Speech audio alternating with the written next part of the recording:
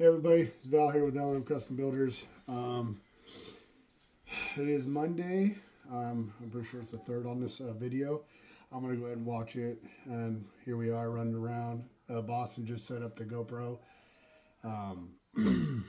Here we are. We're gonna go ahead and start forming up the last two walls today. Before we start setting steel, so we went ahead and put. Well, we'll get there, but. A little bit of recap of what it's been like, especially if you're an L&M person. We're watching videos, and I'm going to say he's Boston's guy right there. Got the beep beep. He's setting it up. Boston will be a lead guy, so he will be probably your boss. He's been doing really well. He's learning a lot. There's me talking to him and letting him know what it's like to run guys, and for guys to listen and pay attention to it. So that's me helping him right there. There's a lot to it, being on site, being able to see when if guys are doing what you want them to do, if they're paying attention, they're not missing things, they're not leaving screws out, they're not leaving supports out. There's just so much to it. So that's one of the things I was explaining to him. In this case, so that's us over there just working away. You can just see us getting it, it's this part of the job is labor intensive, which is the easiest part, right? So, all you gotta do is put your head down and work. So here it is. So that's what we're gonna do is we have our string lines already set up. We set the beep beep up, so that way as we set our forms, we knock our stakes in, and then, we get it kind of close to the string because we have a string with the finished height sitting there. We'll make it a little bit above it and then beat it down as we go with the beep beep. So it's within 1/8 of an inch easily, So if not closer, it gets pretty close. And so you'll see us just kind of moving back and forth. Really pisses me off. See, so Braden he doesn't have his bags on. Big deal. Okay, you don't show up on a construction site and don't wear your bags. I tell them it's okay sometimes if they're packing a lot of stuff. In this case, we were packing a lot of stuff, so I'm not going to be super upset. I'm upset. Okay. Well, if you look at Boston, he's got his on, and he's digging, right? So, yeah. See how they're smoking whatever they're smoking, upsets me too. Okay.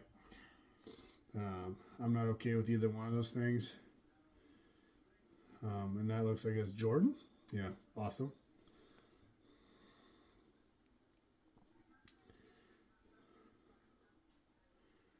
Here we are.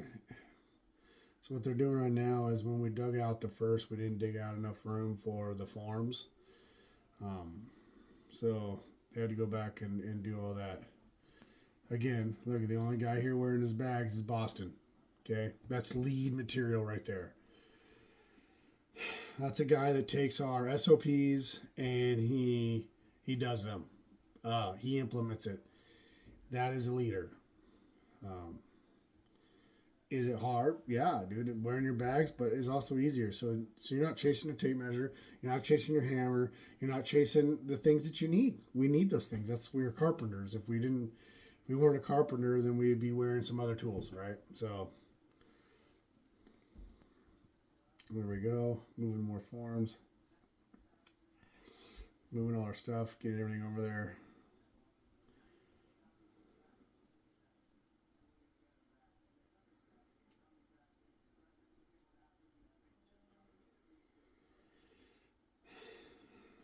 I know on this day too, I don't know if it's this one or the next one, but I had to leave for various because we had to build the road coming in for concrete trucks that we're going to have the following Monday.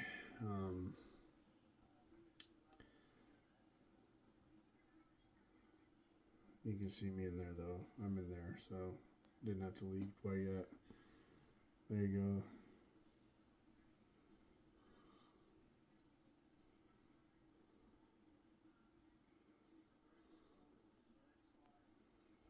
Oh, I had to leave and get batteries. that's what happened. Okay, so there's me. I'm kind of going over everything. I'm watching.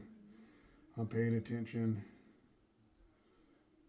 You know, I do a lot of yelling, a lot of, you know, not yelling so much, but, you know, trying to set pace.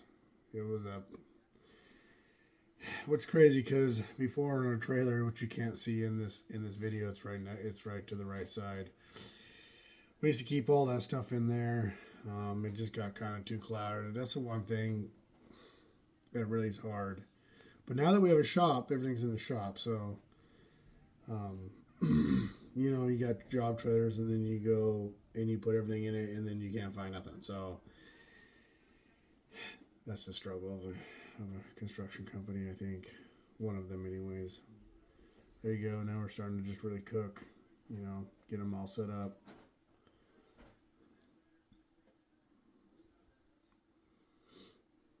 You know, it's another thing too, is I probably said a lot of those things. I was like, hey guys, what is taking so long?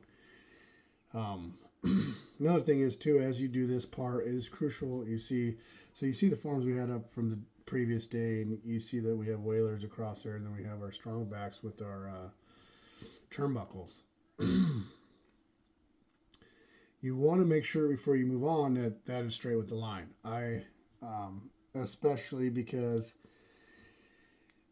in this situation, as we come down that side we're coming towards the side where you can see the water at, then we close it in, right? So we want to make sure that those forms are the exact measurement from one to the other, right? So in this case, I think it's 60 feet from that form that's already done on the left to where we're to the wall we're building over there by the excavator.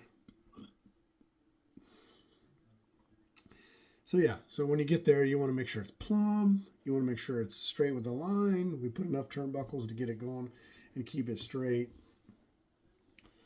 And then after we're done with this whole process, we'll go all the way around it.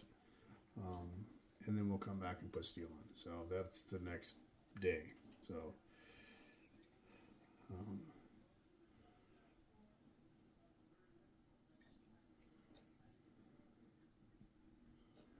yeah, you can see it's really just kind of getting it right there.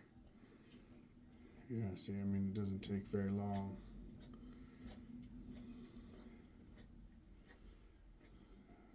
I mean, especially with four guys. Four guys can kind of move pretty fast.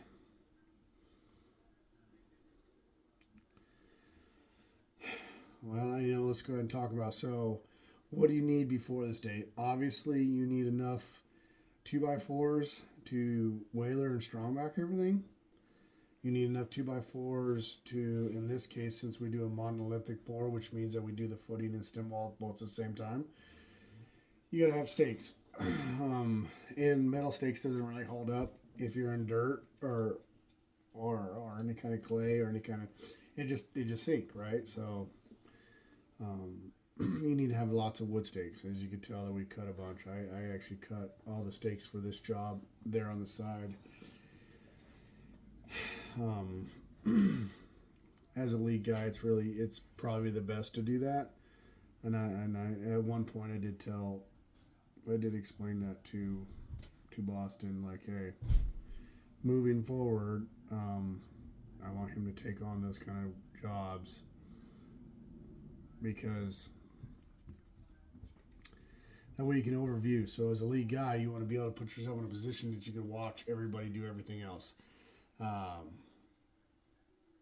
Again, for the guys that are watching this for the future, maybe, and you guys work with us, that's kind of my expectations. We do have SOPs for lead guys and SOPs for our regular everyday workers that really don't aspire to be lead guys, or maybe they do and they're just not there yet. Either way, we have an SOP for that. So you know what that looks like. So standard operational procedures. It gives you what you look like from day to day, from start to finish, our expectations. And so these guys, and we have meetings every other Friday on payday. So we usually feed them, and then we have a sit down. Right now, it's actually in my personal home. until our office gets finished. But hopefully in the next month or so our office finishes, and then we could actually just do it in there. But regardless, we sit down, we talk, we go over our SOPs. We'll say it out loud. We'll talk about how it's worked out. What can we change?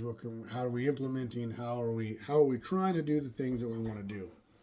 And we've had a couple guys fall asleep in them. It's not for everybody. But you know what that means. So, anyways, I'm not going to get into that too much.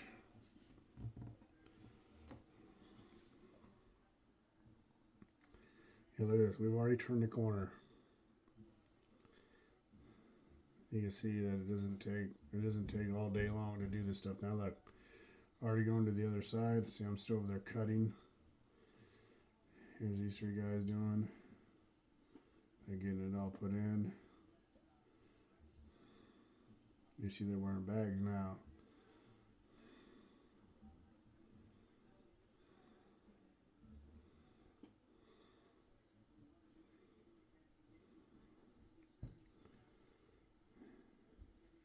These group of guys, they really try hard though.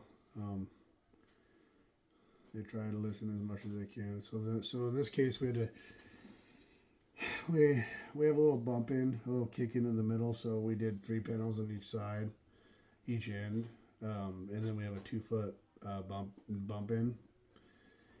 We're actually just going to pour the stem walls up to it, and then we're going to leave the middle one open. For one, it actually says that in the plans to go ahead and pour that thickened edge around where that front door is. But, regardless, we would have done it, but we need to drive equipment in there because it's going to be a slab, so we're going to end up putting backfill in there anyway. So it's best to just leave that open.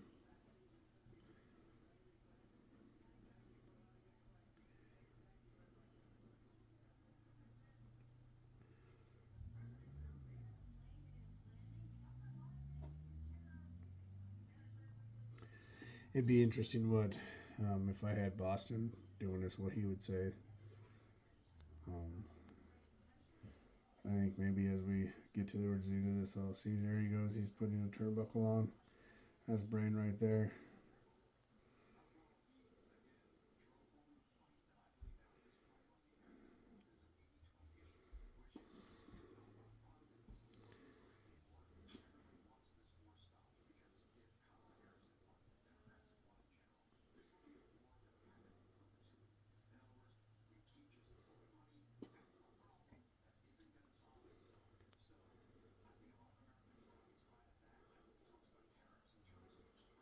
So the guy in the back there, that's Austin with Knife River.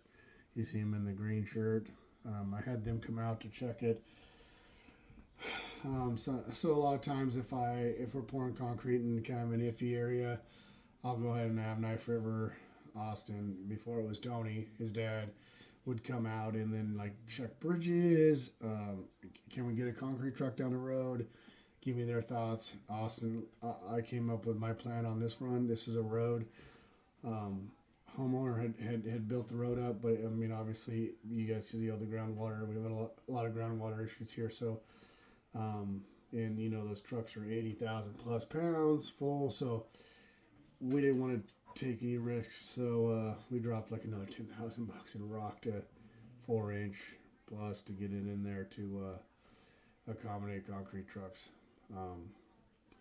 And no dump trucks got stuck. It got pretty close.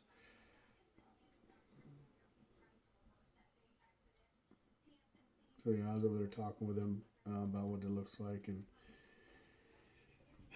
that's on Monday. So we'll see. Hopefully it works out.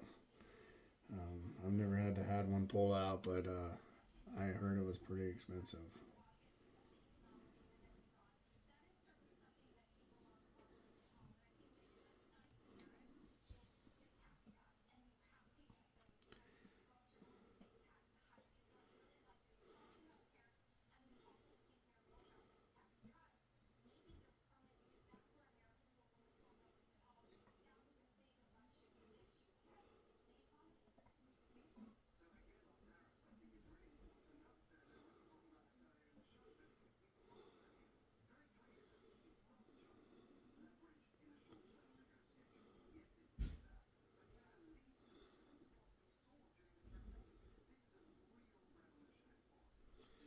Yeah, I'm pretty sure that this is only up till lunchtime. This actual video.